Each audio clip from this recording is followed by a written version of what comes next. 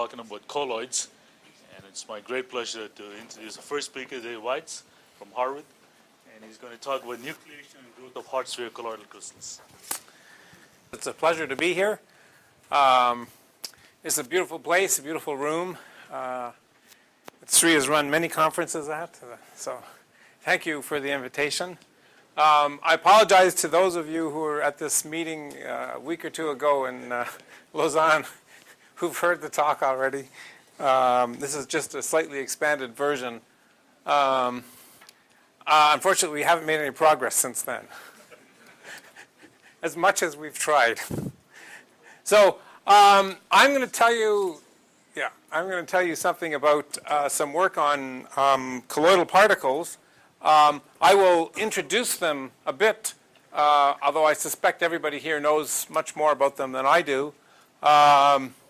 And then I will tell you some surprises that we found, some potential explanations for that. And in general, well, I will definitely get to a second type of observation, again, where we found something that ought to be explainable, but we haven't yet been able to do it. The work I'm going to tell you about is mainly the work of Eli Sloutskin, who is now at Bar Ilan University in Israel. He was a postdoc in the group for a couple of years. He was very ably assisted by Peter Liu, Toshi helped with that. Urs and Eric did some earlier work along with Peter Pusey, who started us on this quest with his work something like 25 years ago. So colloidal particles, they're just solid particles. Their typical scale is about a micron. They're immersed in a fluid.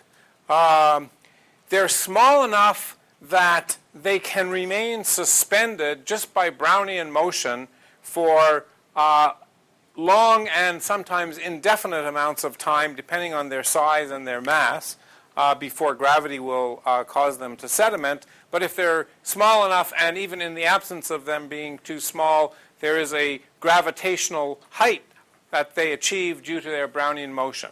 The Brownian motion is essential. The fact that they're in a fluid provides the Brownian motion, and the main point of that is to thermalize the particles to allow them to explore all of phase space.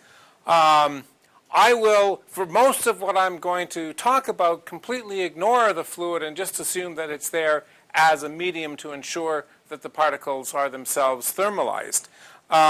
This is, in general, for what I'm going to talk about, probably not incorrect to ignore the fluid, although maybe some of the deeper questions one has to go back and think about the existence of the fluid.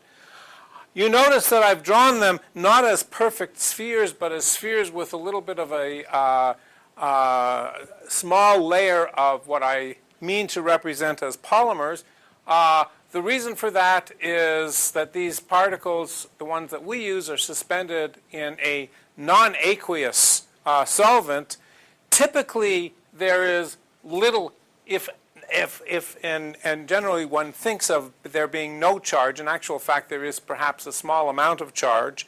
But there's not enough often to stabilize the particles, so they have a very thin layer of polymer on their outside to get steric stabilization.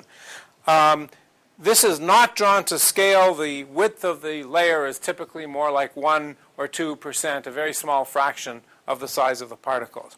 Now, the advantage of these colloidal particles, for what I want to talk about, is twofold. First of all, they're large. Now, what I mean by that is they're about a micron in size, and what that means is you can actually see them. You can see them with an optical microscope. Secondly, they're relatively slow. That is, their diffusion coefficient, that's the right way of thinking about their motion, their diffusion coefficient is such that they move their own diameter in something between a millisecond and a second, again, depending very strongly on the size and the viscosity of the solvent. this is slow enough that you can actually follow the motion of the particles. And so we can use a model where we think of each colloidal particle as being an atom in a more traditional solid. And in fact, one of the uses of colloidal particles is to model more traditional solids. And you might think that this doesn't do a very good job, but in actual fact, it mimics many of the behavior, and you get a certain degree of insight into the nature of more traditional materials from the way the colloidal particles behave. So colloidal particles, if they interact exclusively by the fact that they cannot occupy the same volume, act very much like hard spheres. They're a good mimic, an experimental mimic for a traditional hard sphere system. Hard spheres are a system of thermalized particles that interact exclusively by volume exclusion. That is, they can't occupy the same space. And that being the case, if there's no other interaction other than the hard sphere interaction, there's no enthalpic interaction. There's no interaction term that sets a scale of energy. Now, with colloidal particles, you can change that. You can add an energy scale. But for what I'm going to talk about, I'm going to assume that the only interaction is that of a very strong repulsion, a hard sphere repulsion. If that's the case, the only interaction that controls the phase behavior is entropy. And in that case, the phase behavior then becomes a simple line.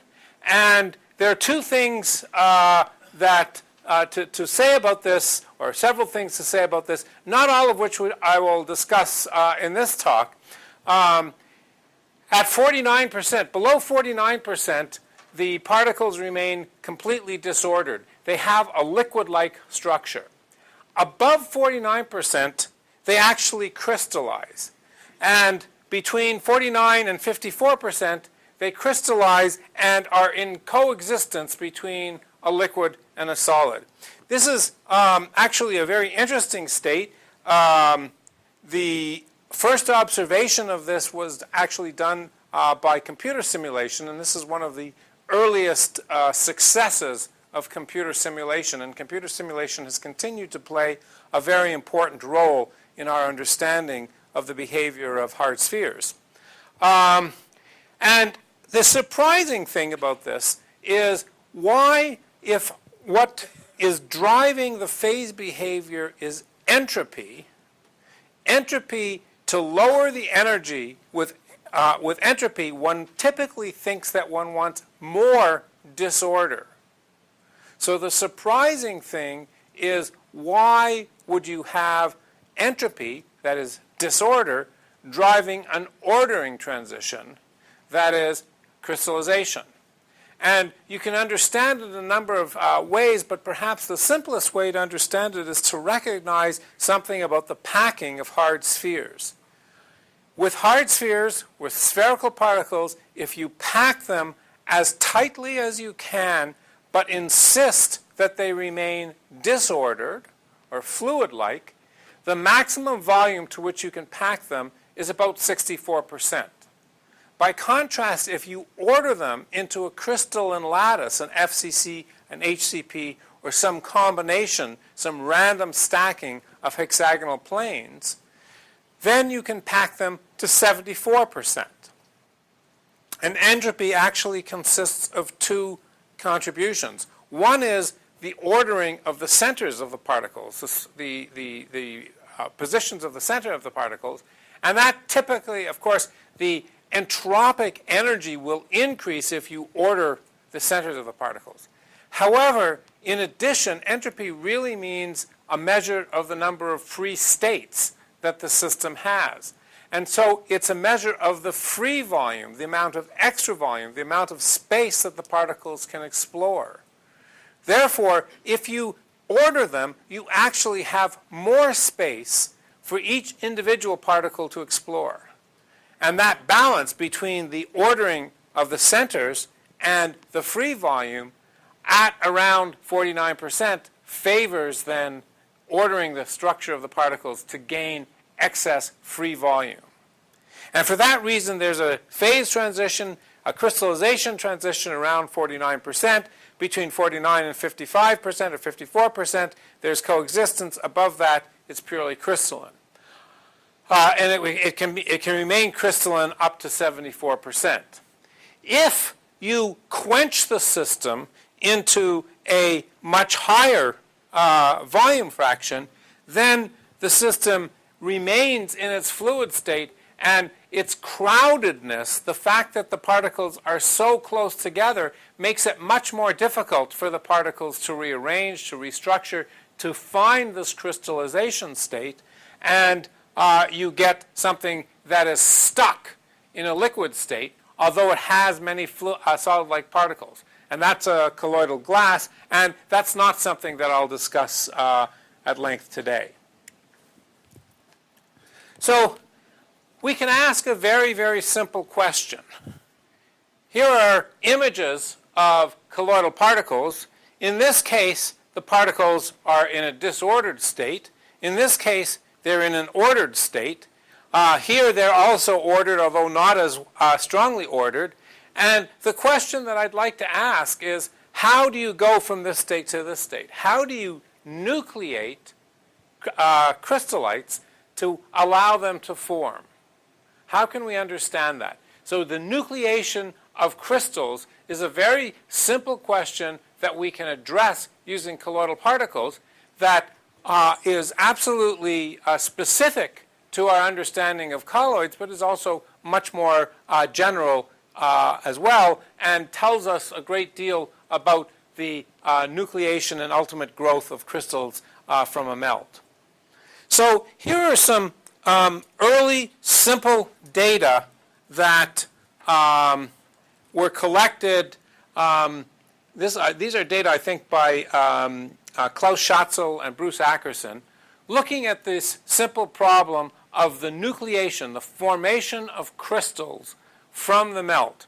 So again, the colloidal particles, in order to ensure that they're disordered, because they're large particles, they're a very soft material, and in order to disorder them, you take the sample at some typical volume fraction. You can see this is in the coexistence regime. In this typical volume fraction, and you tumble or shake or stir the sample. The shear imposed by this melts the sample, disorders the positions of all the particles, and starts at or brings you to a fluid-like state. And then you just ask, how long does it take? What is the rate of nucleation of crystallites? And these early experiments were done using the traditional way of measuring crystallization, and that is to look at Bragg scattering, to look at the development of scattering peaks. And so there are measurements. This is just a measurement of the nucleation time as a function of the degree of supercooling, that is, as a function of how far you are across the phase boundary, which occurs at 49%. And you can see there's this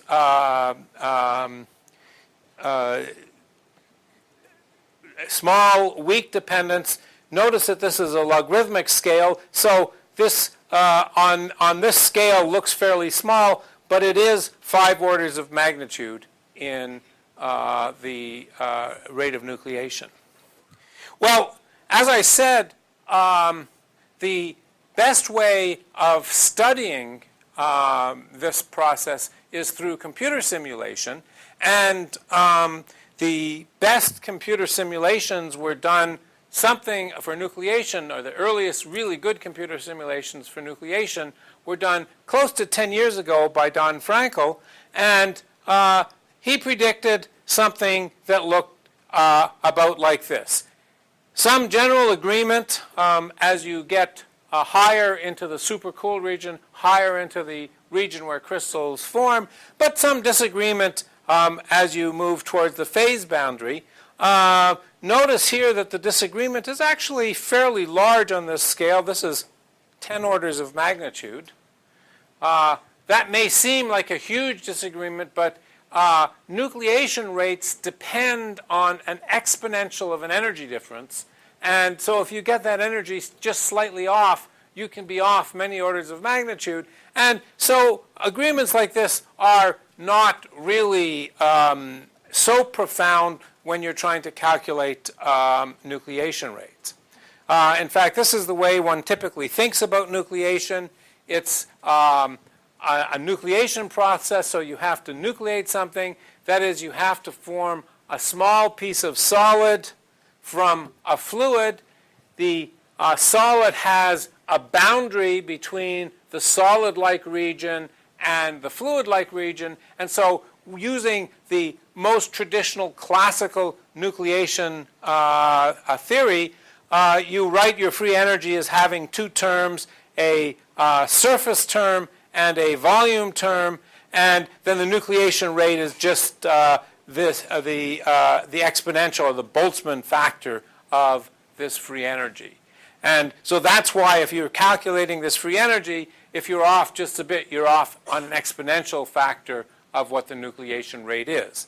So there's a term that depends on the surface. That just says that anytime you have an interface between a solid and a fluid, there's a surface energy, and that surface energy favors making as small surface as possible. So one typically models this as a sphere. It's the area of the sphere. And there's a bulk term that favors having a growing solid. And there's a balance between these two things. When the nucleus is very small, then the surface energy dominates. And there's a tendency then for it to try and shrink. And in fact, if the nucleus is too small, it just shrinks away. So you can have a fluctuation of a nucleus into some solid, some crystalline object, but if it's too small, the surface energy just causes it to shrink away. You need to have a fluctuation larger than some characteristic size. Above that size, then the mass term, the solid term, takes over and the system begins to grow. So the fact that you get disagreement between your predictions and the experiment is not restricted at all to colloids. If you look in the literature of nucleation rates, you see that it's replete with disagreements between theoretical predictions and experimental values, in large measure because of this difficulty in calculating this difference in the free energy precisely. So here are some examples for a mixture of metals. This is what I call a hard material because it's actually hard to figure out exactly what the structure of this is. This is the experimentally measured nucleation rate. This is the theoretically predicted. And you can see that when you have fairly weak supercooling, you get large discrepancies between the prediction and the theory. So the fact that you see these discrepancy is not at all unusual and not at all restricted to colloidal particles. Yes? I don't know. I don't know what this system is. It's right. It's somewhere between 0 and 10,000 degrees. I promise. But beyond that, I can't tell you. This is more of an example of to show that there's some discrepancies. So the earliest experiments, in fact, that were done to identify colloidal particles as a good model for a hard sphere system were those of Pusey-Van Megen, and this is a plot or a picture from their paper. This was published, I believe, in 1986. And You can see this is a series of colloidal suspensions. These are increasing volume fractions. That's the control parameter. The only control parameter is your volume fraction. And right here, I believe, is the first sample that crystallizes. The crystals, when they form, are slightly heavier. They're more massive. They're higher volume fraction than the fluid. Where this is in the coexistence regime. So in the coexistence, their volume fraction is 54%. The fluid is 49%.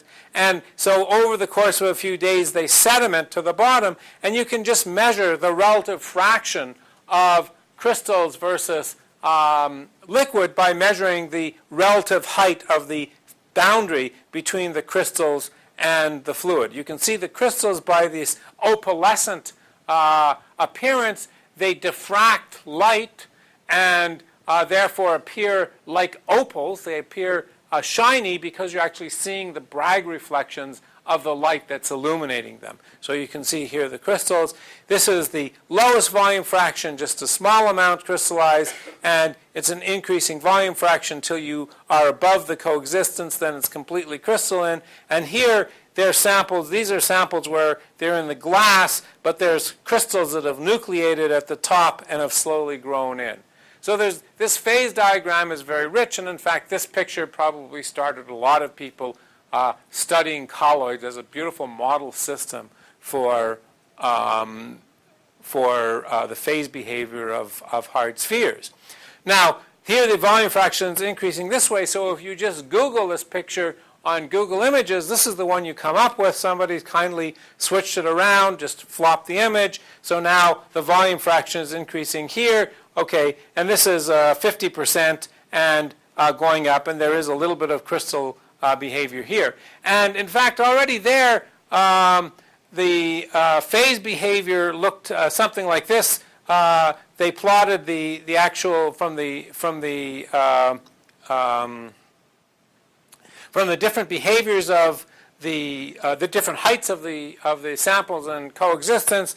They plotted the amount of crystal, and then they found it completely crystalline. And so this is their plot. This is a function of volume fraction. But notice they said effective hard sphere volume fraction. And if you look at the paper more carefully, their actual core volume fraction was lower. That is, the phase boundary was not exactly at the 50% that it's expected to be, or 49% that it's expected to be from theory. And they said the reason for that is that they have this small layer of polymer, and so that adds to the effective volume of the particles, and they measure the volume by means that weren't sensitive to this stabilization layer.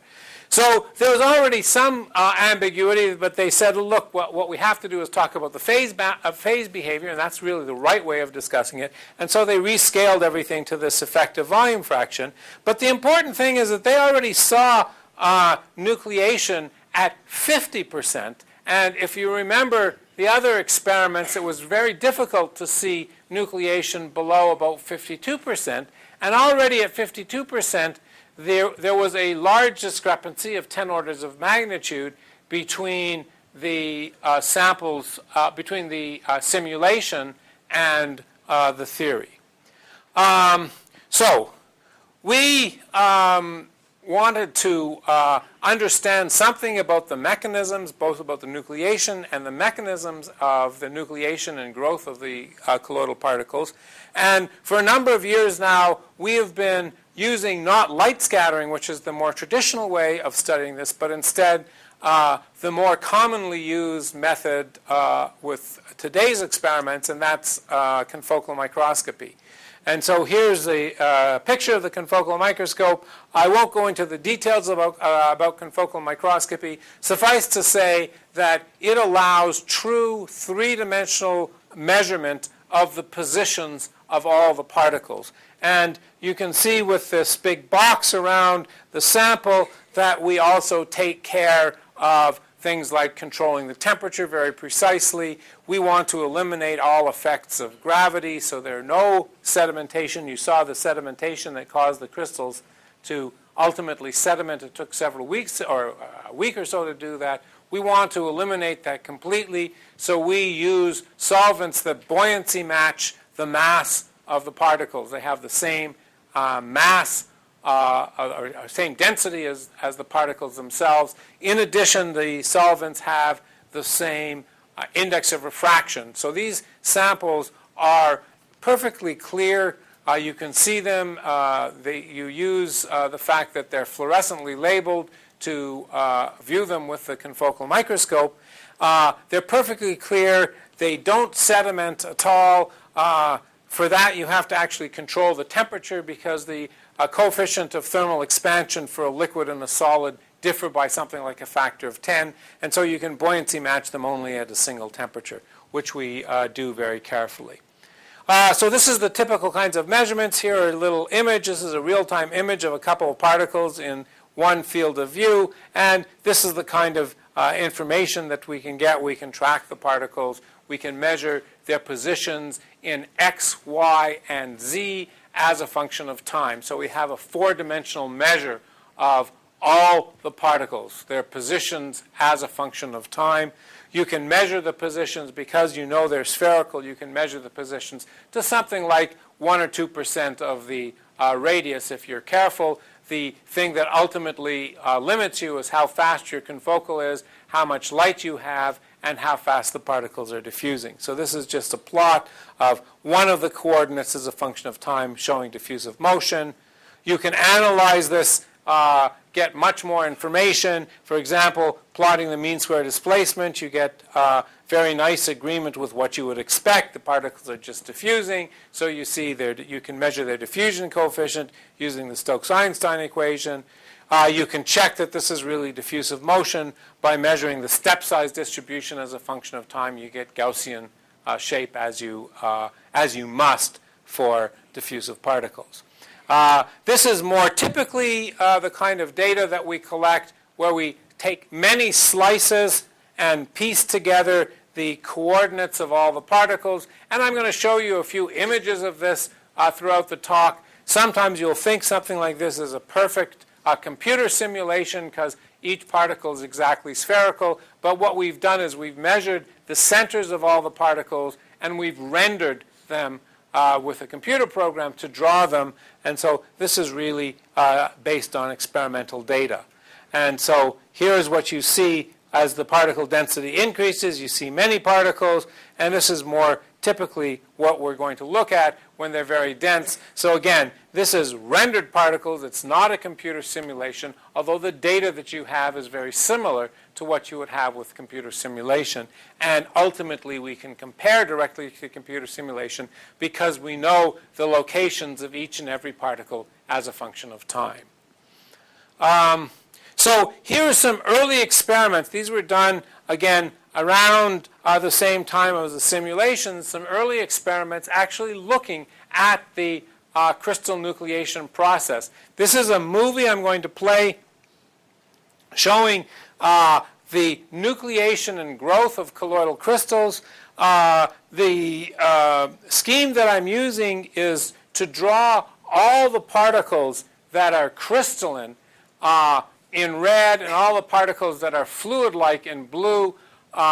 If you look at the particles and in order to see through this three-dimensional sample, what I've done is taken the fluid-like particles, the blue particles, and I've drawn them just as points. I've drawn them much smaller so you can see through them, whereas the crystalline particles I've drawn as red so you can follow their progression as a function of time. And if I play the movie, this is over the course of a period of some hours, you see that eventually things crystallize here, and ultimately form large crystals. Some of them actually have crystallized outside of the volume, and ultimately the sample forms a crystal. And this is over the course of many hours.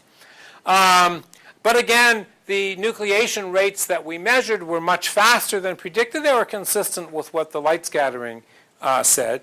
But if you looked at some of the data, and this is a plot that we didn't dare show in the paper because this is something we just didn't understand. If we plot take all the nuclei that grow and we plot them, the mass of the nucleus, that is, the number of particles in the nucleus, as a function of the radius of gyration of the nucleus. This is just a measure of the size of the nucleus. We find a very nice correlation. It's a log-log plot. The thing is that the slope of this plot, it's well defined. The slope is not 2, it's actually 2.5. It's less than 3. That is, the structures are actually fractal. Now, the problem with a fractal structure is that as a fractal structure grows, as it gets larger and larger, if it were to remain fractal, that is, if its mass were to grow more slowly than the dimension of space, the density actually has to decrease. So this, if it were to grow, would not turn into a solid object. What would eventually go to a mass of 0, or to a density of 0, if you allowed it to grow large enough. So this cannot be the way a crystal really forms. This must somehow reflect something about the nucleation of the crystals. And we didn't really understand it. We thought we had some ideas. In fact, here the phase boundary was 0.42, very close to what Peter measured in his original experiments. Instead of, this should be 0.49. This is the onset.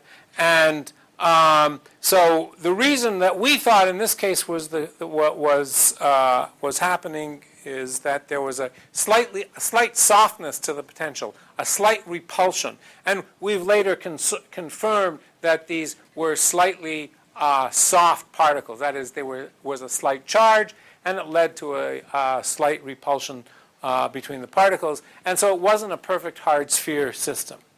So since then, we've worked hard taking advantage of a lot of the advances in the making of these colloidal particles that come primarily from the Dutch group, von Bladeren, but from some of our own playing around as well. We've worked hard to eliminate the charge, to get particles that really behave as close to hard spheres as we can make them.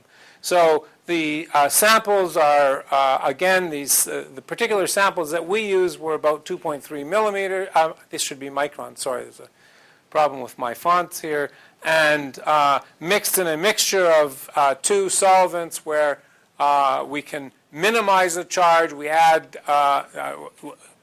we try to ensure there's no charge separation, and where the samples are both buoyancy matched and index matched. And we, because of the results that we had before, we very carefully checked to see whether these samples behave truly like hard spheres. So for example, we measure the fluid-like structure of the sample, and we take a sample, we make it into a fluid state, we measure the positions of the particles, we calculate the scattering function S of Q shown here, and we compare that to theoretical predictions using Perkus-Yevek. That gives us a measure of the radius of the particles, which is in very good accord with what you measure with more traditional techniques such as dynamic light scattering. Then we take this known measure of the radius, and we check that you get good agreement between the structure factor and the predicted structure factor as you increase the volume fraction. Here is at 40%.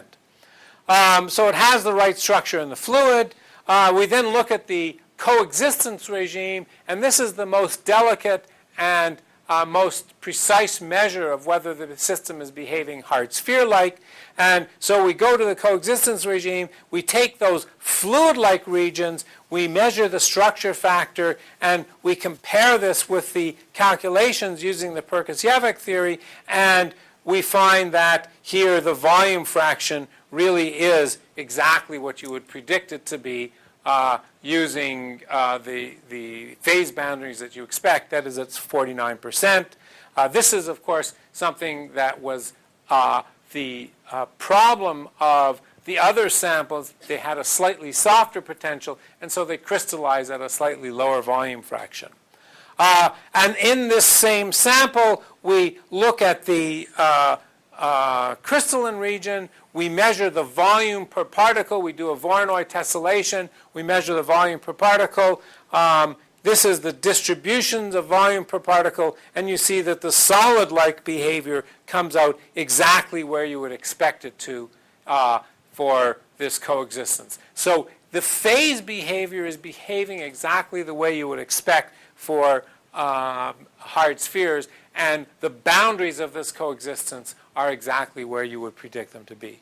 Finally, we measure the lattice constant, and we just compare that, and it's exactly the lattice constant of the crystal that you would expect. Of course, it has to be because the volume fraction is exactly right. So this suggests that these samples really now do behave very much like hard spheres, and so we can use these to go back and start to look at the nucleation process. So let me skip this. Well, okay, this is one thing I didn't say, and I should have said this, and that is how do I define what a crystalline particle is?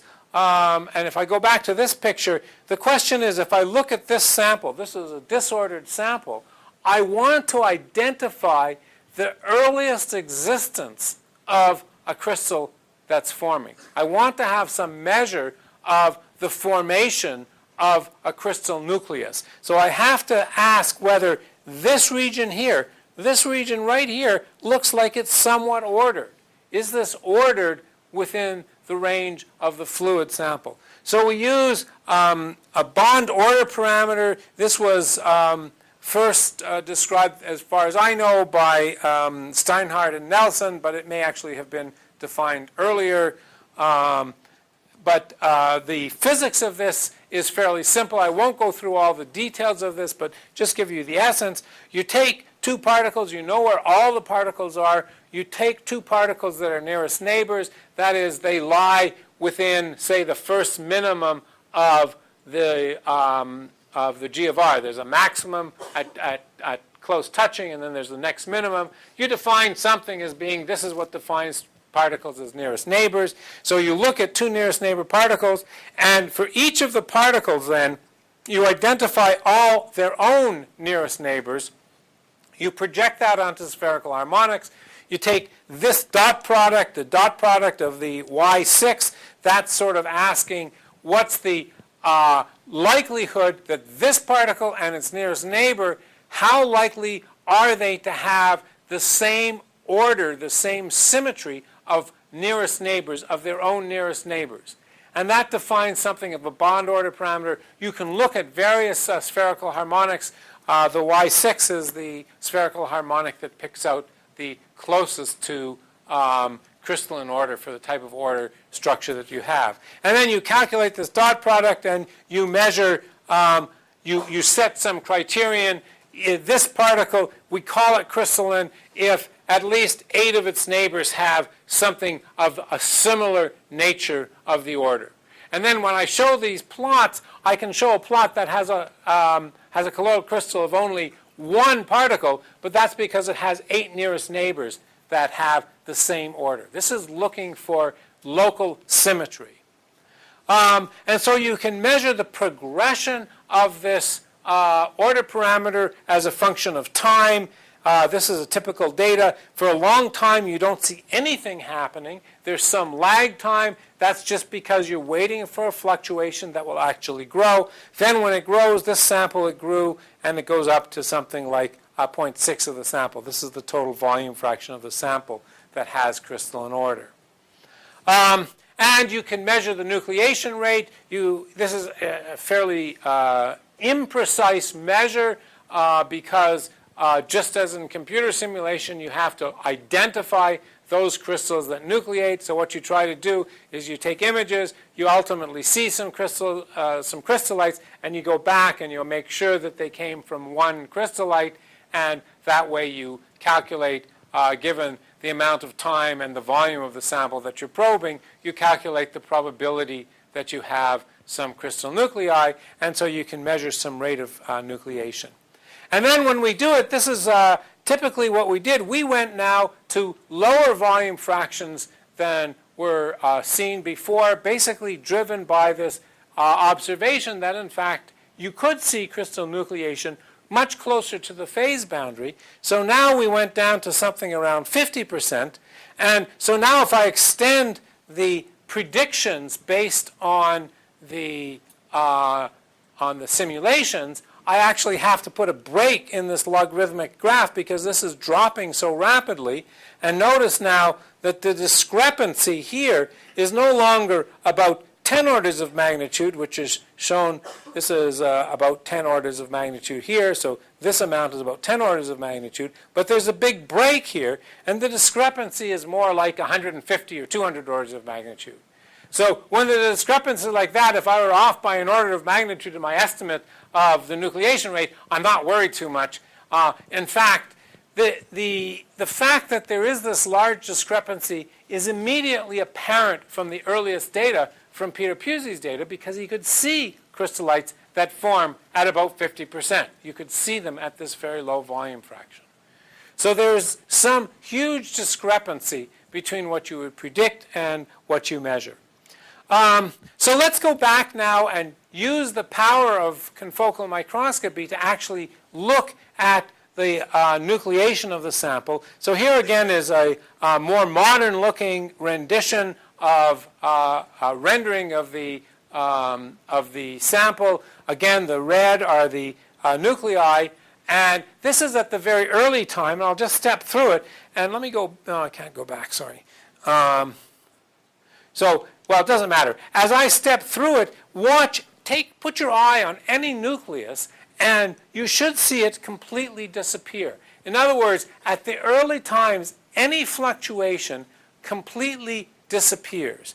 And that's because there's this lag time. There's this time where there's this fluctuation where things are so small that the surface energy are causing the crystallites to disappear. But the fact that they all disappear means that you haven't done anything in your shearing of your sample to induce specific regions that will crystallize, because nothing crystallizes right from the start. Anytime you see a crystal, it disappears until finally, over the course of time, you see a fluctuation that gets large enough and nucleation starts. So now we can look at these crystallites and we can ask something about them. So the first thing that we can do is look for the critical size where nucleation actually starts. And to do that, we take all the samples, we measure all the crystallites, and we just ask a simple probability. In the next time step, has the crystallite of a given mass, that's a good way of measuring the size of the crystallite, has the crystallite grown or shrunk? And here's the probability that they shrink. Notice that the probability is essentially 1 for crystallites that are small, but as they get larger, then they tend to start to grow. They don't always grow, so the probability is not 0, but it's low, and this is where they're growing. So there's a crossover where they start to grow. Similarly, we can ask what's the probability of growth. It looks exactly the opposite. There's essentially 0 probability or very low probability for small crystallites, and very high probability once they get larger. And there's a well-defined crossover, and this provides a good experimental measure for the critical size of the nuclei. And we can actually look at this in real space. This is just stepping through those that have grown. What we've done is identified a crystallite and watched it grow, and you can see it grow over the course of time. Notice as it grows that it's not really a sphere, but it's very highly disordered until finally it gets into a larger crystal. So how can we understand that? Well, we can ask, something else must be happening. What's for example, the distribution of nearest neighbors? If it were a perfect crystallite, the distribution of nearest neighbors, it would all have, each particle will have 12 nearest neighbors. But if we look at those samples, those crystallites that shrink, and measure their probability of their distribution of nearest neighbors, it looks like this. Those crystallites that grow actually have a slightly different distribution of nearest neighbors. So this immediately tells us, this is some pictures, some rendering of them, this tells us there is a different structure for crystallites that grow and crystallites that shrink. So how can we understand something about that? Well, let's go back and look at all the distribution. So we measure the radius of gyration here as a function of the mass. I'm plotting it differently because the mass is the well-defined quantity. The radius of gyration, you can order the mass in different structures. So you can have different structures. So the mass is the well-defined measure of the size of the crystallite. And here we have the distribution of radii as a function. This is the average size of the radius as a function of the mass. We can compare that to predictions. For example, if we say it's a solid object the way the simple theory suggests, it would look like this, or more precisely, given the fact that there are a finite number of particles. Here there's only 10 particles. So more precisely, this is what the radius would look like as a function of mass. This clearly underestimates what the actual measured radius is. So how can we get a larger radius? Well, one way of predicting that is to take the most random structure that we can have. The most random structure that we can have is just ordering particles so that they're touching on a lattice. These are called lattice animals, and then predicting what the average radius of gyration would be. And this is the most random structure. You can see it increases differently, and it's way off at high masses, but at lower masses it seems to be in better agreement. So we can take that prediction, that's the most random structure, and try and calculate it slightly differently. The fact that it's very random means that surface energy is not playing any role. So if we want to shrink them, we can allow for there to be some surface energy. That is, we can weight the likelihood of seeing any given radius by this free energy. And when you do that and calculate what the average radius of gyration is, that means you sum over mass, you sum over the volume term. And if you sum over the volume term, you replace this, you sum over the volume term actually drops out, and you're left with something that just depends on the surface energy. So here's a way of actually measuring experimentally what the surface tension, the surface energy is. And so if you do that and you fit the data, you find that it agrees very well with what we measure if we assume that the surface tension is about a half kT per area of particle, which, by the way, is in good agreement with what you predict for hard spheres.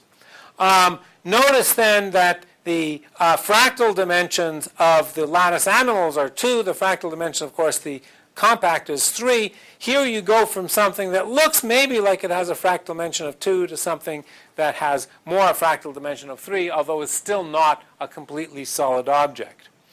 And we can actually use the same thing to account for the behavior, for this fractal behavior of the earlier measurements. Here we took exactly the same calculation, but put in the surface tension that we measured in those earlier measurements, which was quite a bit lower. And you do get agreement now between this fractal-like behavior that we saw there and this simple prediction, confirming that it was the softness of the potential that led to a low surface energy that gave you this fractal-like behavior.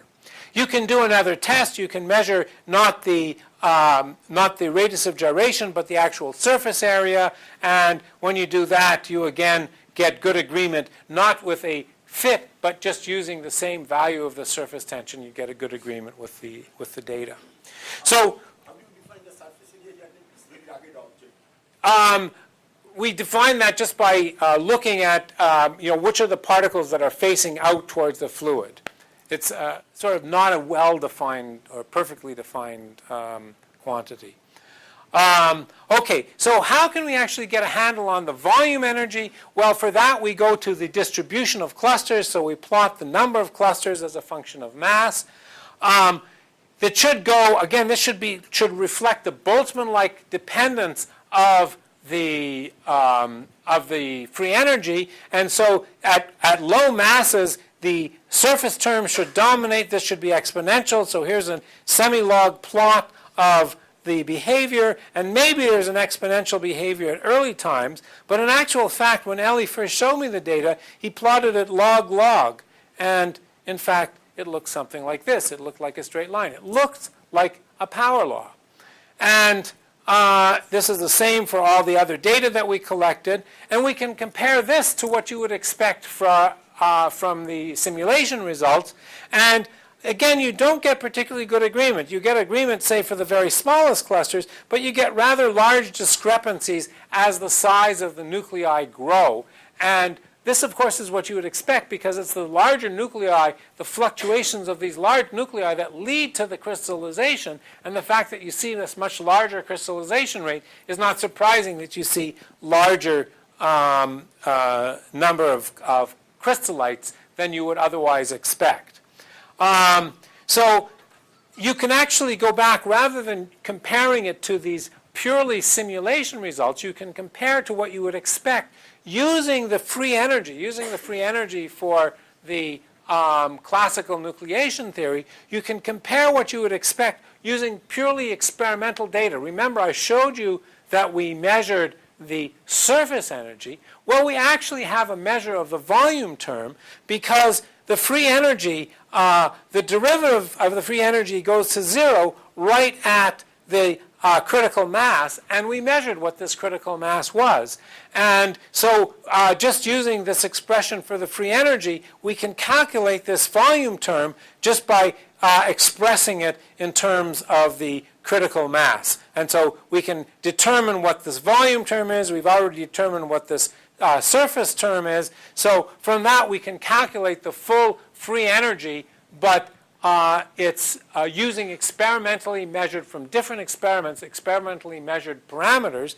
And if we do that, the agreement between what you measure and what you predict improves, but it doesn't actually get, it doesn't become that good. So how can we account for this discrepancy? Well, to do that, we remember that entropy is really driving this whole transition. And what I've showed is that any mass of crystallite, any crystallite of a given mass, can have many different possible configurations. It doesn't have, it's not a perfect sphere, but rather it's a random structure. And so there can be different configurations of the crystal. That is in itself an entropic term. And so if you have this entropic term in the free energy, you should try to account for it in the free energy. So what we do is we add an extra term that reflects the entropy of these configurations. And we can make an estimate. We have to count the number of configurations there are. There are various estimates, something that looks like this. It grows exponentially in the mass with a power law cutoff. And so you just calculate the entropy in the normal fashion, and that gives you a term that's linear in mass and an extra logarithmic term.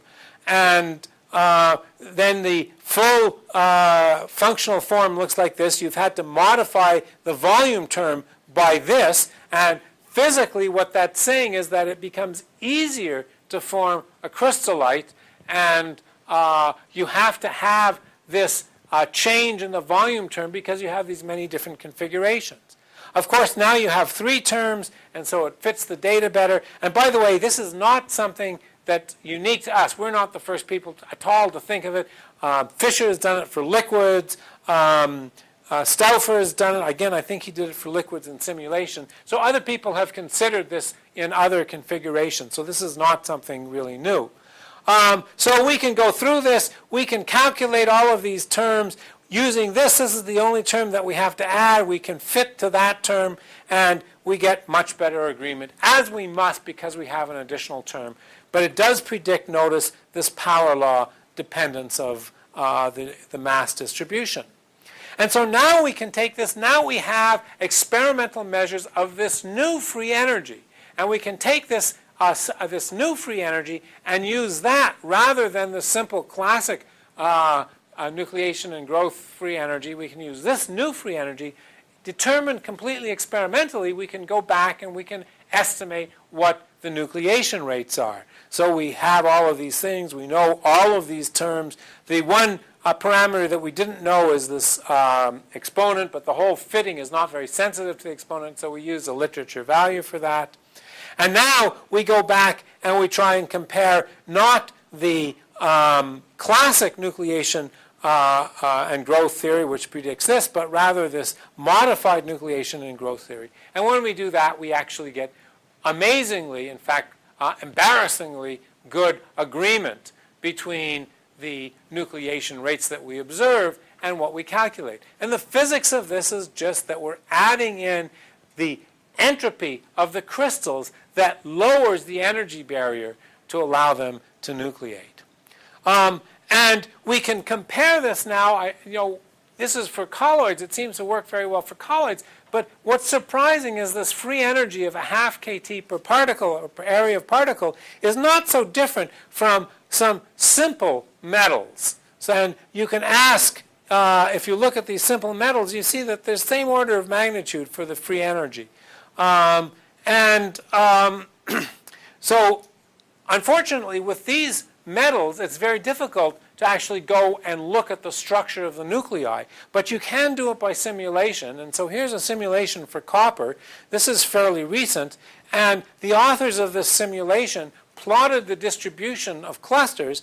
And although you would expect it to be exponential, they, without saying in the paper why they did it, they plotted it on a log-log plot.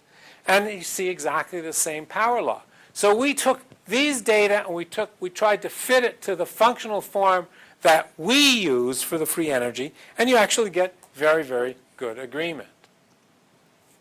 So this suggests that conceptually we can understand why the nucleation rate is faster given for hard spheres, faster than we would otherwise predict, because you have to include the entropy of the crystals. What it doesn't say is why there is this large discrepancy between simulation, which presumably has all of that in it, and experiment.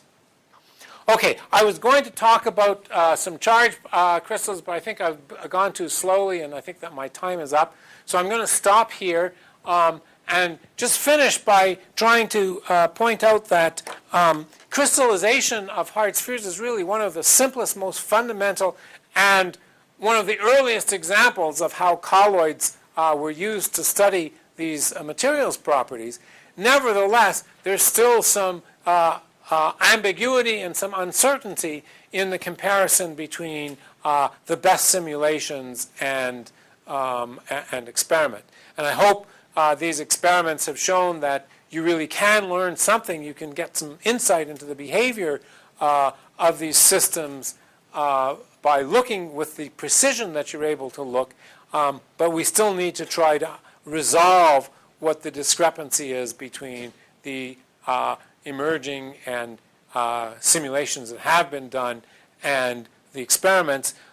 Many of us were at a meeting a week ago that Patty organized to discuss this problem, and I think there was just a general agreement that there's a disagreement between these two measures that still remains unresolved and a big puzzle. So thanks very much.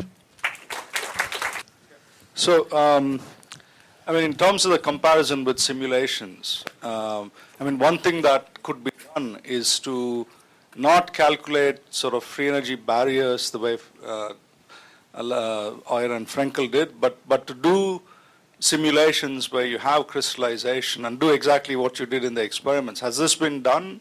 And what do people find? So as far as I could tell at the meeting, there was a report by Marlene Dijkstra who did a more or less brute force. Yeah. We think there's still some approximations in what she did, but it was a more of a brute force measure of nucleation rates. And her conclusion was that the estimates of Auer and Frenkel were correct. So that doesn't seem to be the cause of the discrepancy. Okay. So the other sample size problem, or comparative? Yeah. I thought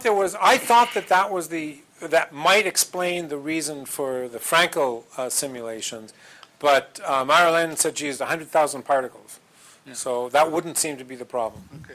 So the related question is, what about the ensemble in which you do either the simulation or the experiment? I mean, here this is constant volume, right, in the experiments. Yes. Is that likely to make a difference? So it may. The answer is I don't know. I really don't know. The simulations, as far as I can tell, are done by changing the pressure to change the volume fraction and lead to that leads to a new configuration. We've been sort of toying around with the idea of trying to do that experimentally. It's much more difficult to do experimentally, but maybe we could do that. So that's, I would say, it was an interesting discussion that we had at this meeting, at this workshop. I'd say that was one possibility. Dan's belief was maybe it had to do with the way the sample is prepared, whether it's prepared under shear or not. My own intuition is I don't think that's the problem because we don't see any evidence of shear alignment or anything like that in our measurements. And it also could be that here's where, ignoring the fluid, there may be some really subtle hydrodynamic interactions, much more subtle, much more long range. I think the simple hydrodynamic interactions don't play a role, but maybe there's something with the fact that there's a fluid there, some long range density fluctuation. I don't know. We based on what we sort of, on our discussions, we're going to go back and look at a whole bunch of other measures to see whether we can see any evidence of something else going on. But the bottom line is, I don't know why there's a discrepancy. Okay. So this is a question. So this is a question about the lattice animals that you showed. Now, your voice comes from here, but you're over yeah. there. Yeah. So when you were showing, calculating these things for the lattice animals, is it possible that the local pressure and the pressure surrounding the nucleus is different? Because that might change some of the exponents. It's possible. So, I mean, my own intuition is that the sample wants to balance osmotic pressure. Of course, And thermodynamically. And that happens relatively quickly, I think. And so if it's solid, there's a little bit higher, or there's a little higher density, but the pressure is the same. I mean, that's how to balance it. In the thermodynamic limit, of course. Yes, and so what you're asking, are there fluctuations that cause that? And I guess that would be seen as density fluctuations. And we looked a bit for that, and we didn't see any evidence for it. But I think maybe we have to go back and look a little bit more carefully to look for something like that. Reaction coordinate, and they allow for some, more than one order parameter to characterize the pathway. And they seem to get, do you think it could be something to do with the sampling technique or with the way the critical nucleus is being defined in the simulations? I mean, is the simulation model in terms of the definition of order parameter a little too? I don't think it's that, because we use exactly the same definition that they do. We're using exactly the same analysis. So I don't think it's in the analysis. Now, we have not, as carefully as we ultimately have to, checked the dependence of all of our observations on the full range of variation. You have to make certain assumptions, arbitrary assumptions, as to define what a crystal is. And we have to check very carefully whether if we broaden those assumptions, we would get exactly the same thing. We're in the process of doing that. But I think we used exactly the same as the simulations in this case. So I don't think that that's where the discrepancy comes from. On the other hand, if you find different results using different calculations, I think that's really interesting, and it may be very informative. Well, we can discuss it later because it seems to be standard. I'd like to discuss that. See the same fractal structure of the nucleus, or because the reason for putting your extra entropic term is related to the fact that you have a very non-spherical random nucleate. Yeah, so in the early simulations of Dan's, they were doing this umbrella sampling, and so they didn't have the ability to measure all the configurations that we measured. And I don't know whether Marlene sees that. I just don't know. I'm not sure she's looked. I see. What about this simulation in copper where they are showing the Well, you saw that they do, right? No, I mean here. Oh, do they see? Yeah, fractal. I'm talking sorry, about sorry. fractality. No, I don't know. I see. Again, that's not reported. That's an interesting question. It's not reported in their paper. let's thank